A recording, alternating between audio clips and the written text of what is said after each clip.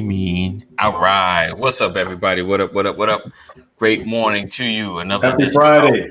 Yes, Brothers of Legacy. Happy made Friday. The freestyle edition. Good morning, Deborah. Great morning to you. Thanks for rolling and rocking with us. As always, make sure you share. Sharing is caring. Happy Friday. Happy Friday. And thank you guys for rocking with us all week. If you've not shared or tagged anybody in this broadcast, make sure you do so because it is going to be wild because we always go a little bit off script on Fridays. So looking forward to what's going to go down today. What's up? Blessings, Lisa. See you messing around with Dwayne. Lisa, great morning How to you you. doing, sister? How you doing? Get it right. Get it right. Sports call lady Cheryl. One time. One time. One time.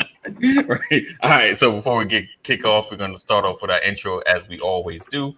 So hang tight. This is your opportunity to share the broadcast. All right, guys. Sit back. Relax. But don't be the meal. You know when you said that, don't be the meal. Experience is the best teacher, but truth is the Holy Spirit is the best teacher. If you can find the straightest path to the queen that you're supposed to be with, I believe in, and she finds her straightest path to you, then I think it gets away from all those, the skeletons in the closet. We aim for the wrong things. Right. We aim to make our children a good husband. We aim to make our children good wives or successful businessmen or success, whatever. Right. The aim is wrong. Trending is not happening without curiosity. So what's driving curiosity? You understand? People that are successful, people that are effective in life are people with priorities.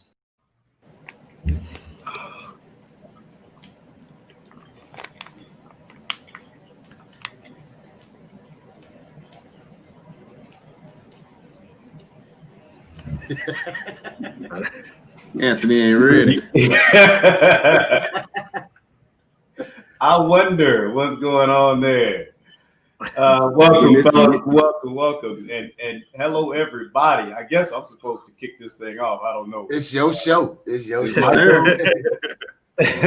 show. So, we talk about a lot of stuff, right? We talk about current events. We talk about relationships.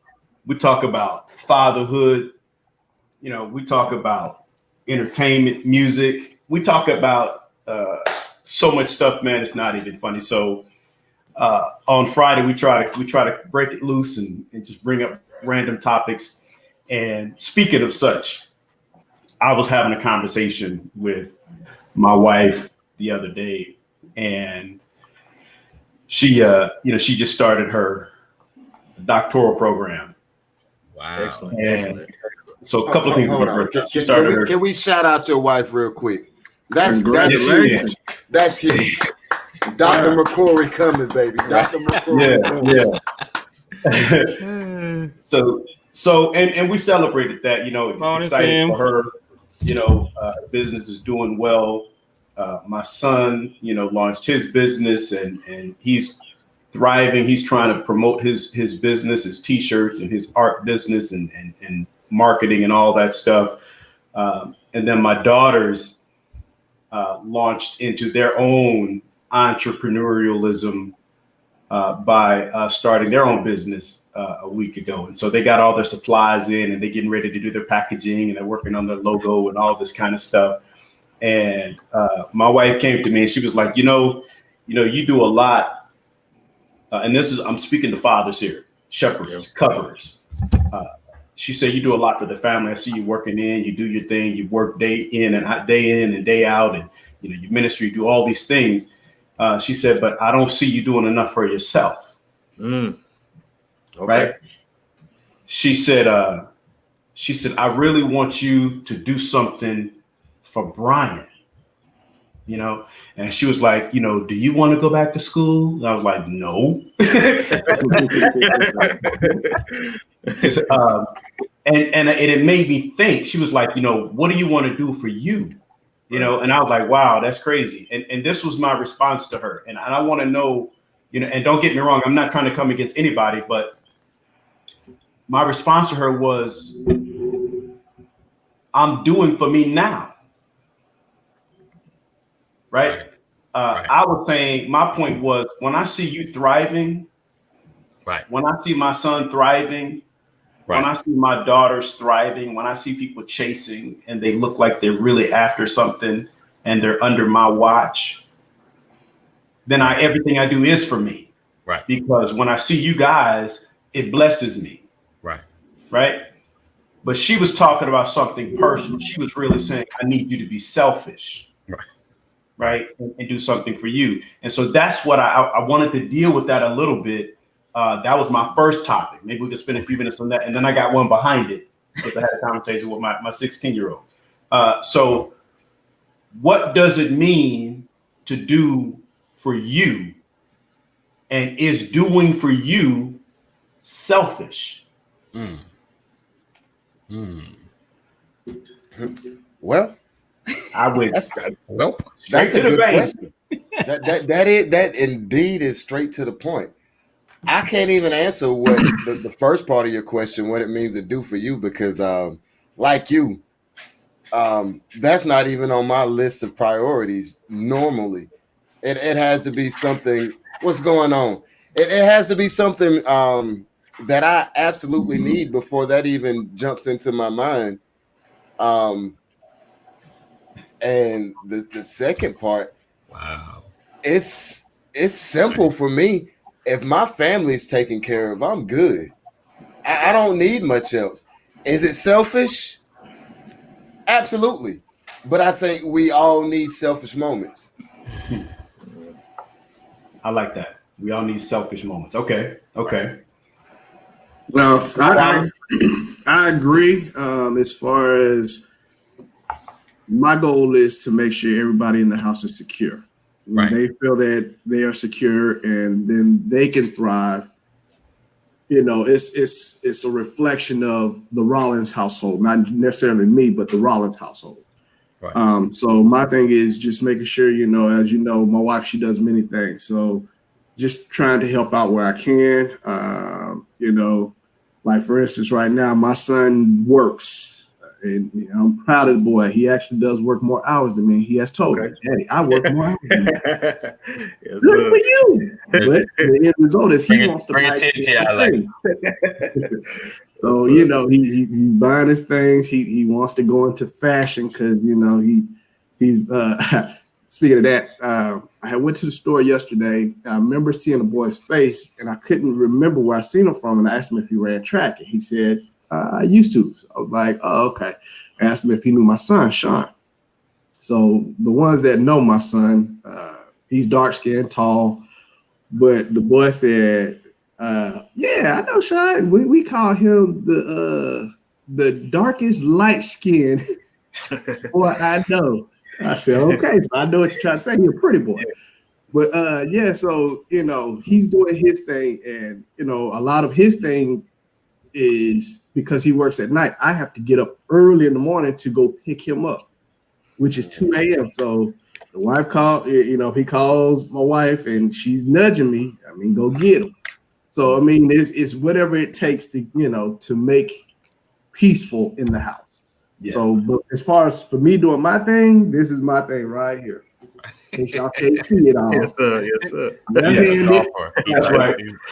Golfer. He ain't lying. He is not lying. Yeah, no, he about that life. Yeah. And by the way, Mr. Fashion, his son made all these. Nice. Yeah. Nice. So y'all doing it big. Right. Yeah. Okay, I love that. So you're saying to you, you have yours because your golf game, that's something that you get for yourself. Okay, I like that. All right.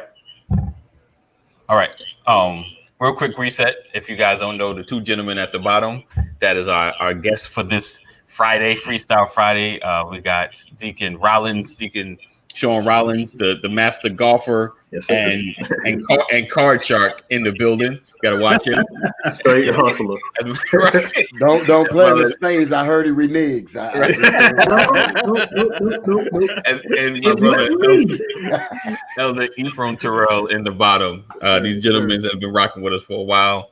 So we do have them on when they can come in the building. Just wanted a quick reset. Sam said hello. Rollins and Terrell's in the house. Chris said, go for it, Pastor. I'm a 63-year-old community college freshman. Dr. Chris said, what up? Happy Friday. We miss you too, brother. And Chris said, caregivers must care for themselves in order to care for others. True. Wow. Chris just dropped some fire right there. Hold on. I got it. Chris, hold on, bro. I'm gonna tell you why that resounded with me. My mom has Alzheimer's. And I don't know if any of you guys have ever had to deal with close family that has Alzheimer's. It's the hardest thing in the world to look at the strongest woman you know lose a bit of her every single day. Yeah. And my mom, in a moment of lucidity, told me, she was like, baby, she was like, I appreciate everything you and your wife doing for me. But she was like, don't forget you. She was like, I took care of my mom. And she was like, I think it aged me faster than I was prepared for. So that was powerful, Chris. I just want to shout you out. And 63 years old and you still going and you ain't, hey, chase them. Yeah. All you doing is getting what's it called? Material for your shows. That's all it is. Right.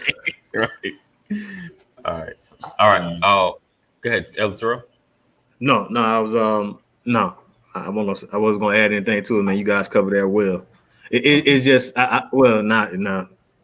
just now I'm reneging, but it feels like sometimes that's the hardest thing to do, is to take care of yourself, especially as men. We kind of trained, to make sure everybody else straight first. And then sometimes when you do get to you, there's either no money left or no energy or, no time, because we put so much into others, put so much into, and then I do smile when I see, the AC on and everybody eating pork chops and everything. I feel like, okay, I'm on my job, but it's just hard, really. It's to carve out that time for me, and I shared this before. I kind of constantly live in a fear of letting my family down. You know what I mean? Missing the moment. Not stepping up at the right time, or just not understanding that something was a big deal and I miss it. So if I could ever relax, that probably would be good. But man, trying to care for my family, especially trying to do it the right way.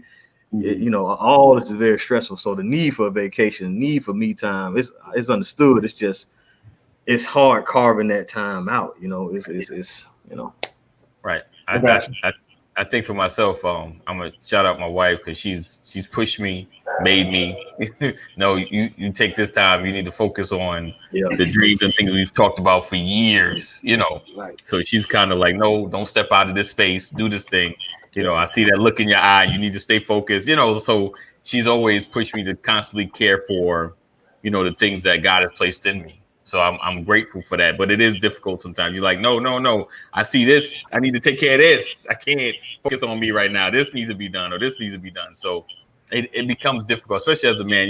As we're taking care of our households. We focus, like you said, we don't want the ship to go down. Right. So we're working to make sure everybody's straight, everybody's learning and growing. And the greatest thing, like Pastor getting able to see the fruition of the seeds he's placed in everyone in his household. That's probably like the greatest reward, to see things happening. Like, now I'm good. Y'all successful. Yeah. Y'all making it happen. This is what I'm working for. This is why I'm here.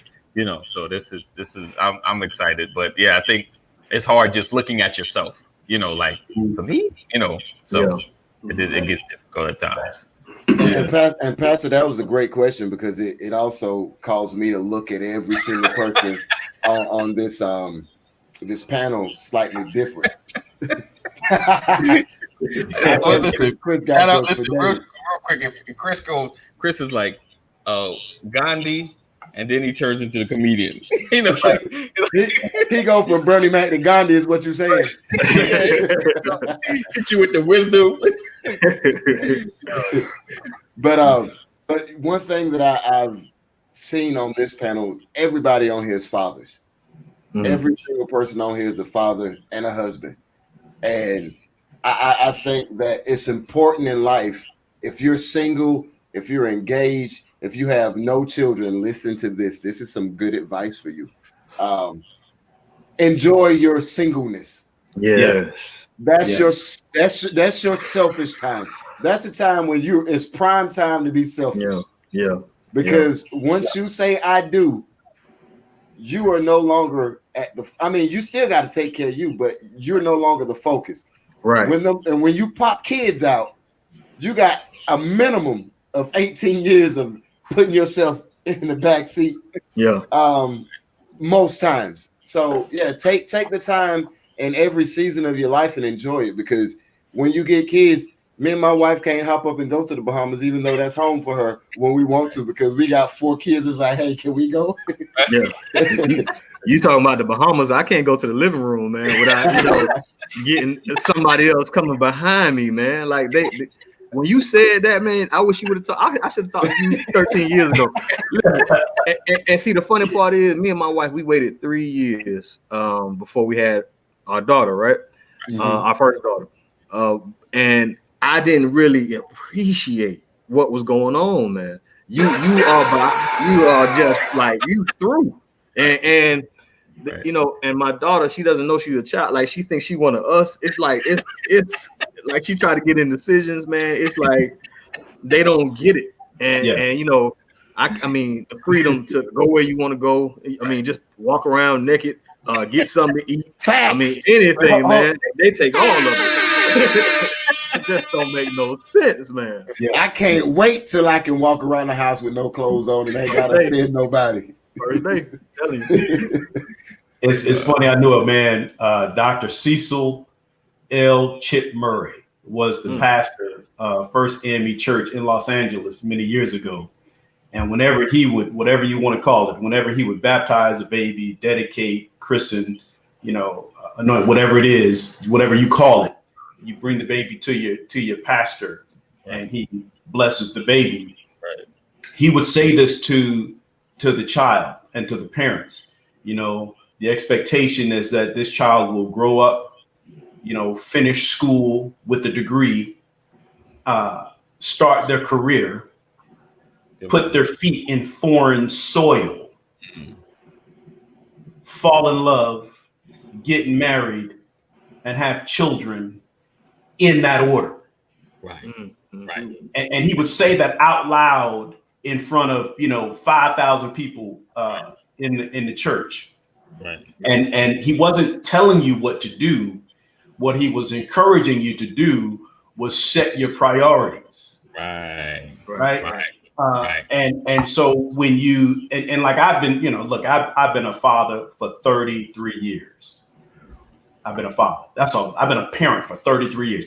And to me, that's a long time. It's a very long time. To you, right? That's a long time. But there's no different parents longer, right? But I think I got the gold on this panel. Right. And so what I'm saying is I've been doing this since I was 20. Right. Yeah. Right. But I had already been in a foreign land. Right. And I was married. I had already started my career.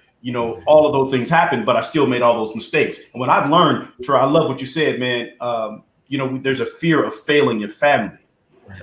I think that is one of the greatest characteristics that you can have as a shepherd, as a father, because that's your motivation to press on the upward way. Yeah, that's your motivation to stay in the game, right?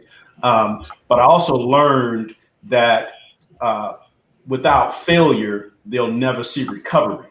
Yeah. Oh, Right. Yeah.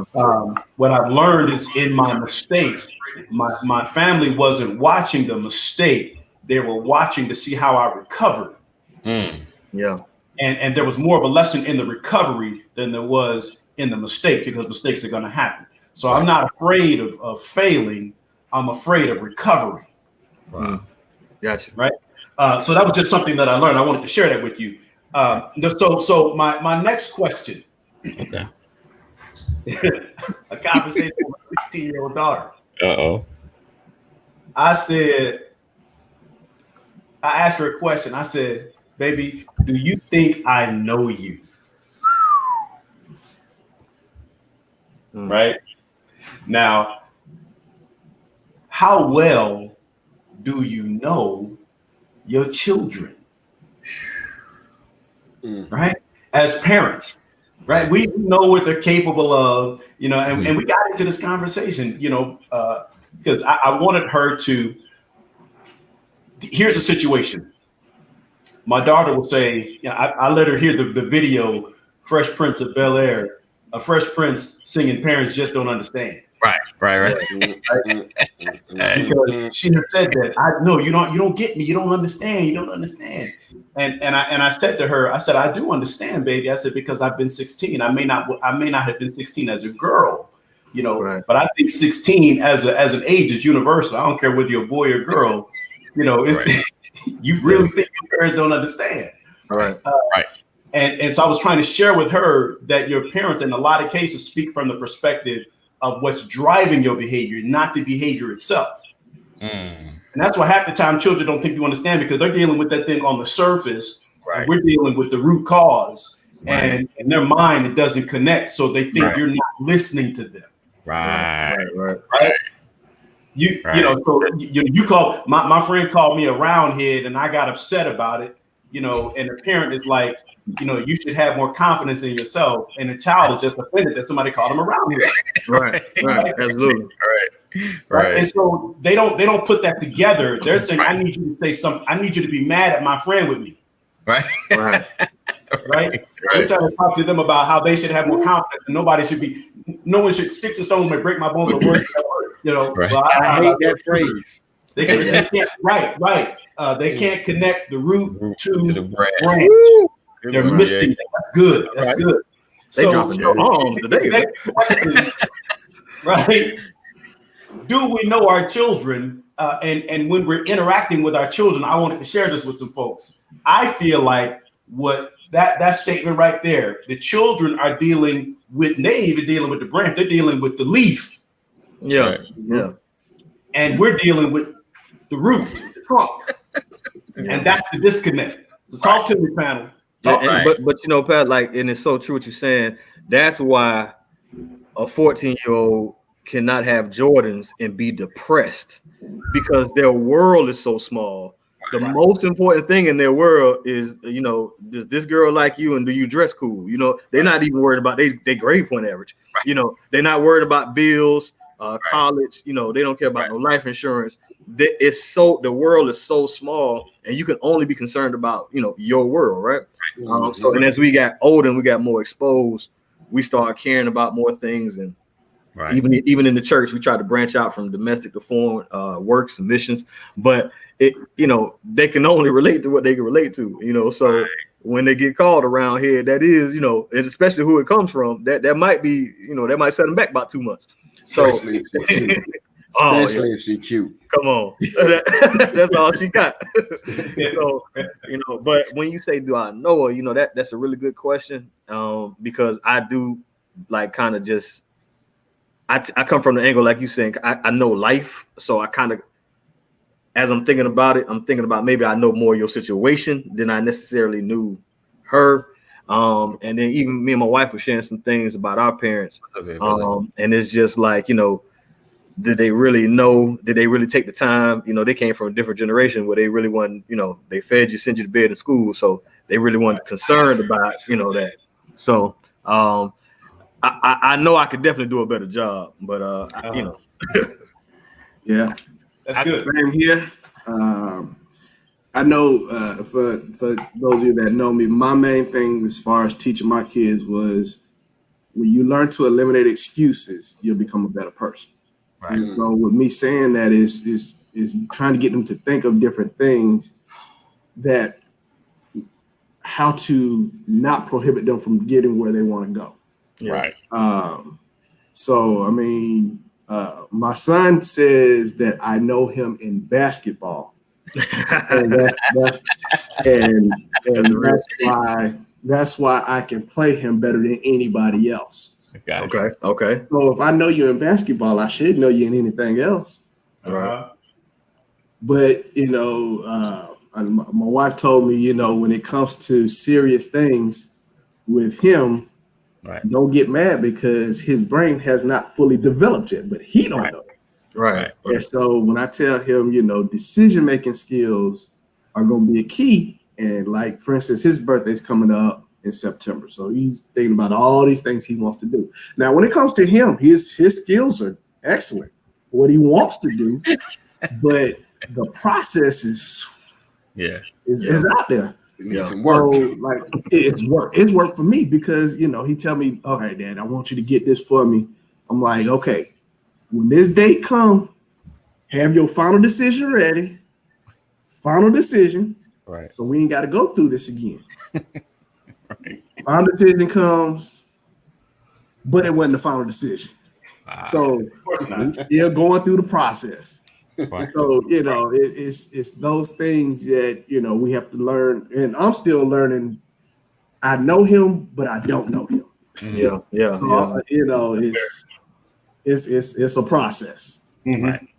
And with me, I'm you just took me back, Pastor, because man, I guess my mama's on my mind today.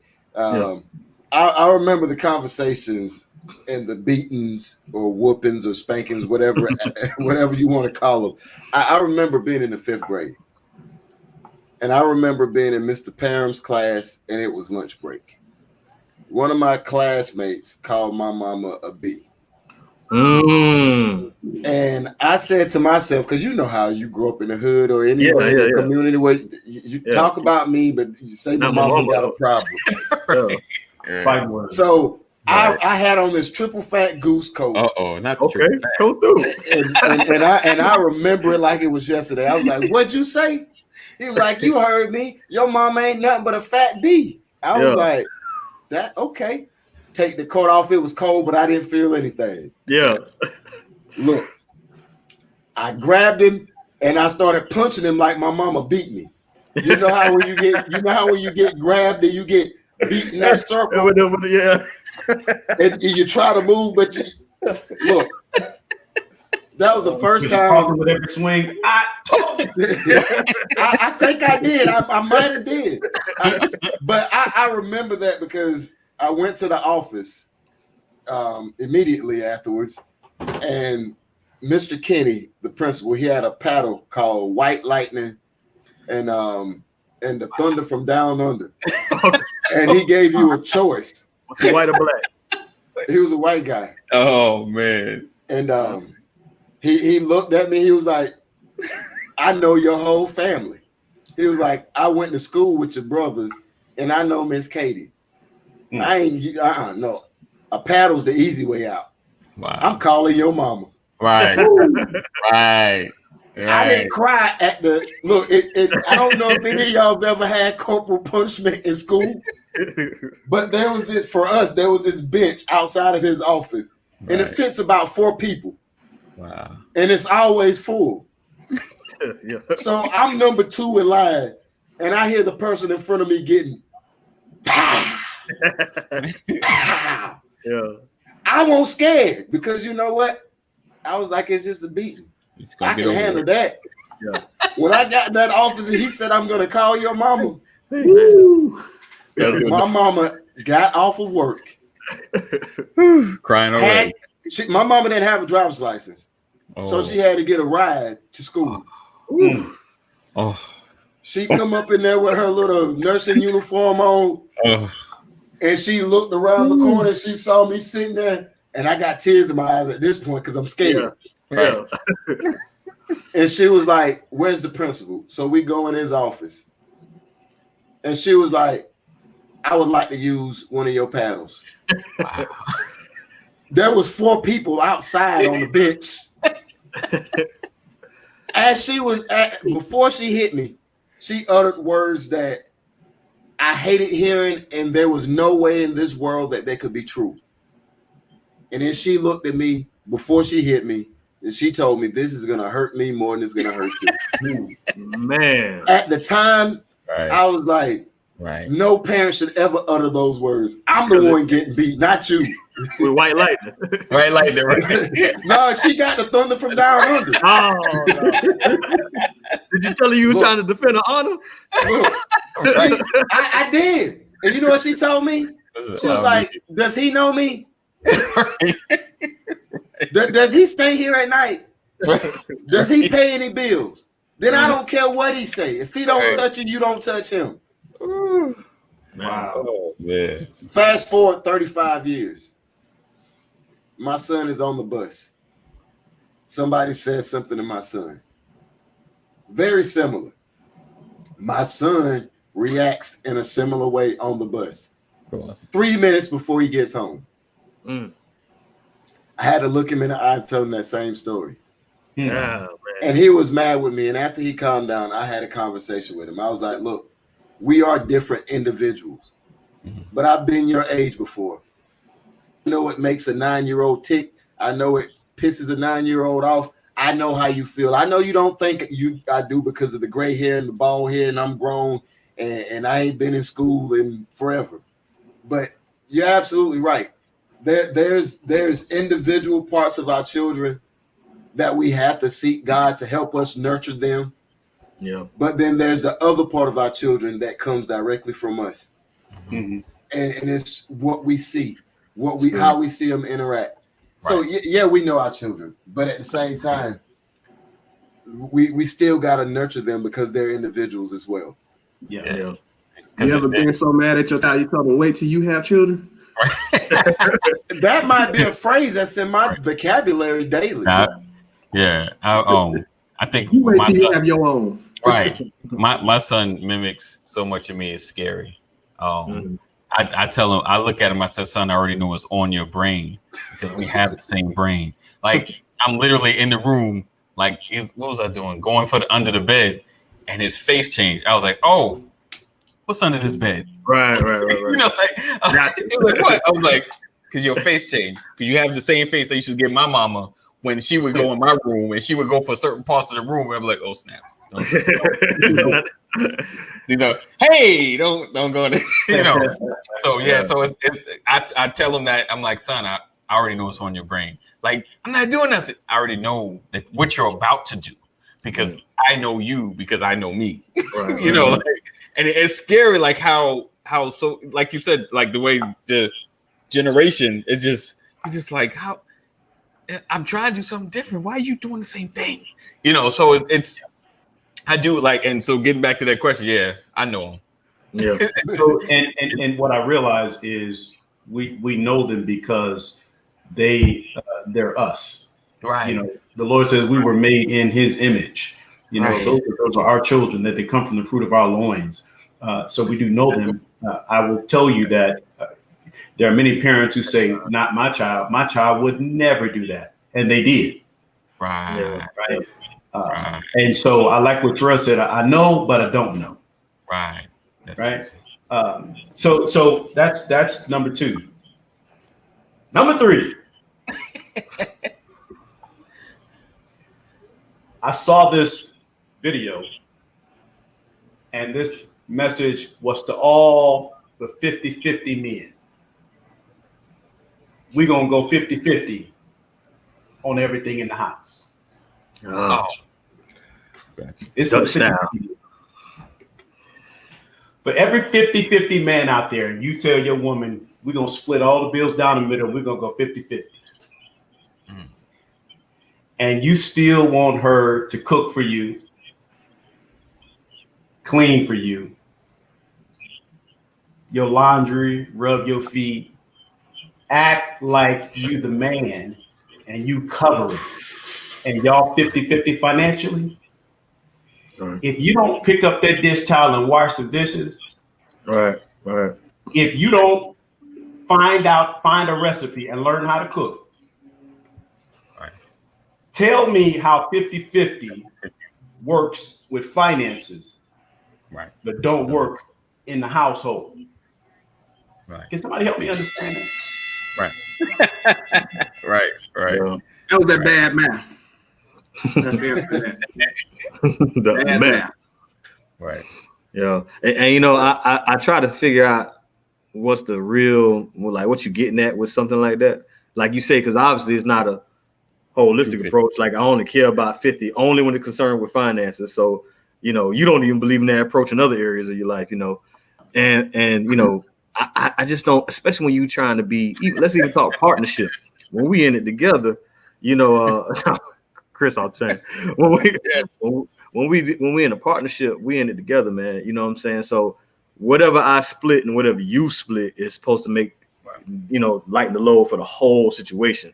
You know, but when sometimes, and I don't want to be on the man and how they pay they, you know, how y'all run your house and how y'all run y'all church ain't none of my business. But what I'm saying is, you know, it doesn't send a I got us message when you talking about I'm just gonna take this. You know, the lights get cut off, we all gonna sit in the dark because you should have paid it. Like that don't make no sense to me. You know, so it's I wouldn't suggest the approach. I can't tell you wrong. That maybe you saw your daddy them do it. That's fine. But I'm gonna tell you, it's not the best approach. You know, because you can't split life down the middle like that. You know what I'm saying? So she lose her job, but you still not gonna pay the bill. You know what I'm saying? Like she don't come up with her. She's short. We ain't eating this week. Like it don't make. Where does it stop? It don't make no sense. You know what I'm saying? So I can't prescribe that. But if that's how y'all get down, no offense to you, but. Hey, I mean, whatever works, right? Whatever works for you, but I don't see how that works. To answer the question about the Thunder Down Under, the last time I saw him, like literally, it was at his funeral. They had his paddles. Stop lying. They put him in the funeral. They put him in the casket with him. Oh, this man was notorious. They put him in the casket with him. Wow. But as far as the 50-50 goes, I think what works for individual couples is their thing. But I think the 50-50 concept doesn't truly exist because the Bible uses the word helpmeet, right? Yeah. And the definition of a helpmeet is whatever I lack, you bring. Whatever you lack, I bring. And I don't think ideally that's both of you going to give equal because we're different individuals. However, if you enter into a relationship, a marriage, and that's the agreement that both of you are comfortable with, then I'm absolutely with Pastor. Look, one thing about Katie B. Goodson, shout out to my mom again. She taught me how to wash clothes. She taught me how to cook. She taught me how to clean. I cook better than most women I know. When I do laundry, I got like 5 different piles. I don't got colors and whites. I got my light colors. I got my dark colors. I got my denim. I got my button up, and then I got my whites. So the whole 50-50 thing, if that's the route you're going, you better not ever complain about her not cooking and y'all giving the same thing. You don't have that right. You lost that right now. If she paying half the bills, you better be cooking 3 days a week. And then y'all can compromise on the 4th day. Y'all can compromise on that. Yeah, we're gonna get McDonald's or Olive Garden or whatever. But you better be 50-50. Right. It got to be more than just the finances. It got, like you're saying, it got to be everywhere. Then if it's gonna be 50-50. Right. If you got kids, you can't even have 50-50. They need to carry some of that too. Yeah. Real talk. And I mean, you know, for me, my approach has been basically the Nike logo. Just do it. You know, whatever you find your hands to do. Yeah. Right. That's kind of our mantra too. You know, just do it. But people got that mindset though. Like they 50-50, but they're not gonna tell you. Like people are counting. You know how you ain't supposed to keep no record, keep no record. Yeah. People are counting what they do. You know what I'm saying? And like, not to make it about church, but the same thing. How many people do you have that just walk around and just like Sean say, just do it because they see it need to be done? Like, I helped with the last event. They gonna close the church tonight. I bet I'm not gonna pull up another chair. You know what I'm saying? Like we don't have that much. Like people. I was back in the sanctuary last week. I'm gonna sit right here. I'm telling you, and I'm gonna watch them do it too. Like, so, Won't nobody here when I back in the sanctuary last week. and if everybody just had the just do it mindset in your household, in your church, in your business, or whatever, man, you go much further, man. Like I'm all for people staying in their lane. Don't get ahead of yourself. But I'm just saying, you know that time when you see something needs to be done, that's leadership, man. Just taking it in there. I ain't gonna let my family suffer because I'm down to my last 50 or something like that. Right. Hey, Pastor Brian. I'm sorry. Go ahead. Oh no. Yeah, I'm like Sean. You just get it done.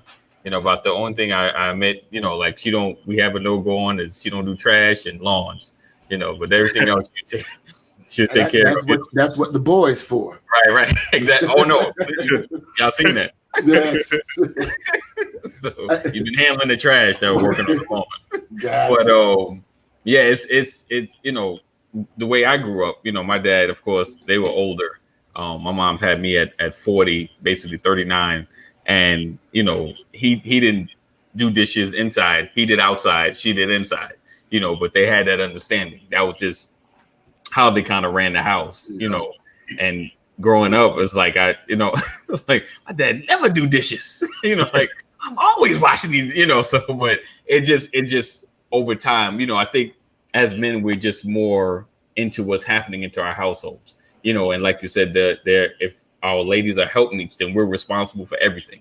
We're responsible for things happening. If food's not being cooked, then it's like, okay, I guess I'm gonna need to make this thing happen because we need to eat. So we have to, if we're leaders, we have to lead everywhere. So I guess that's the biggest thing. But but even with that though, I feel that's more roles. Like that's just the role your dad played. Right. But 50-50 is a mindset. 50-50 basically says, I'm gonna watch how much I put out. I'm gonna watch how much I do. You know what I'm saying? Like I'm stopping at a certain point. Right. Like, but I'm with like Dwayne. I do I don't cook that much. I try. Like now I can cook. Like, but I not like cook, invite y'all over cook. But like nobody got to go to the hospital or nothing like that. Right. But we gonna eat though. But when I do the cleaning and all that, that's me. That's just what I do here in my role. But if I need to cook, I'm not going to be like, oh no, I wash the dishes. You know what I'm saying? So right. Y'all talking about cooking? I ain't even looking at cooking. I'm looking at providing food. So if I gotta order food, you can still. Real talk. It is. I mean, it's really, it speaks to the, and I like what you said, Dre, it speaks to the 50-50 mindset, right? Because everybody has, their own way of life. There may be a situation where a woman don't even want the man in the kitchen. Right. I don't want you messing up my kitchen. There is that. So it's all about expectations. But the point is, it's that mindset of keeping score. Right. You got to get away from that, because if you want to have a mindset of keeping score, you got to go back to the second chapter of Genesis, verse 15. Because after the Lord put everything in the garden, the last thing he put in there was man. Right. And then he gave man instructions to dress it and keep it. Right. So I think when it comes down to that, the first thing that God gave man when he put him in the earth was a job. Yeah. That's the first thing he gave him. Right. That's true. And so that's a message to the women. When you look in his face, you better look at his agenda. Right. And make sure you're clocking in somewhere. Yeah. Right. Because if he ain't clocking in anywhere day one and or at least has a plan for it, those are things that we have to think about. But again, I'm digressing. Pretty good. But so before you go to the next question, Pastor, I want to ask a question. Because you don't get 50-50 in a relationship. Right. Just, hey, we married, let's go 50-50 now. You see some warning signs up front. So what's your advice to people who see somebody with the 50-50 mentality while dating? Good question. That's fantastic. But I think it goes back to what Pastor always says, setting expectations. That's good. I like So that. Yeah, but the thing is, you know, how much can you survive in this world with just half of? Right. You want half a woman? Right. Right. You want half a marriage? Right. You want half a child? Right. You want half a life? Right. You can't survive off half of nothing. So how you gonna do anything 50-50? You have to be all in because you want all out. Right. Right? Put this one up. I can't survive off half of nothing. Right. I mean, you give me half a sandwich. Right. That might get me right. It's only gonna get me right for a minute. Right. You understand? Right. Yes, So I don't know what I can survive in this world with just half of. So give me it all. I want all of it. All of me wants all of it.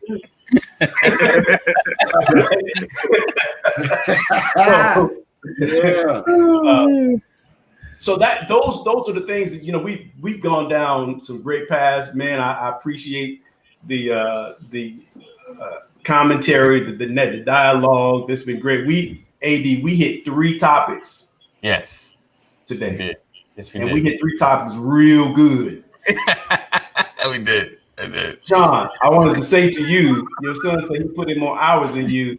Remind him that until he becomes a shepherd, he could never compare hours of operation. Yeah. Right. Because you had to go get him at 2 a.m. I did tell him that. Right. My work has not stopped until you got home. Right. I tell my family, I love everything that you're doing. Everything that you're doing. Right? Doing John Legend. That's funny. I ain't legendary. Nothing. I'm just saying. I know that's right. I know. I tell my family, I'm so proud of everything. You're very successful. I said, but what the family has to realize, what Sean has to, Lil Sean has to realize is everything he does is inside your basket. Right. Yeah. Right. And so you become the basket that you can compare. Yeah. If everybody in your house, if they quit every doctorate, every business or whatever, you still got to carry that load. They're not under that kind of pressure. Thank you. I go to work and I feel away and I feel offended. I gotta just eat that. You know, like I gotta keep it going. I'll do it. Tell him, you're doing good, son, but you're not an essential worker. Right. So look, do like my mama. Hey, just work to pay your car insurance. You okay? But see, this is how you shut that conversation down. But my son, this is how I'll shut that down.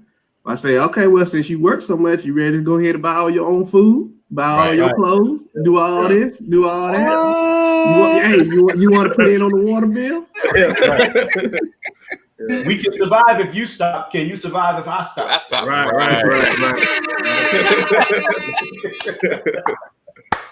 All right, gentlemen, I appreciate you guys rocking with us. Thank you for coming through. You are rocking with the Brothers of Legacy, where we don't just stand out, we stand up.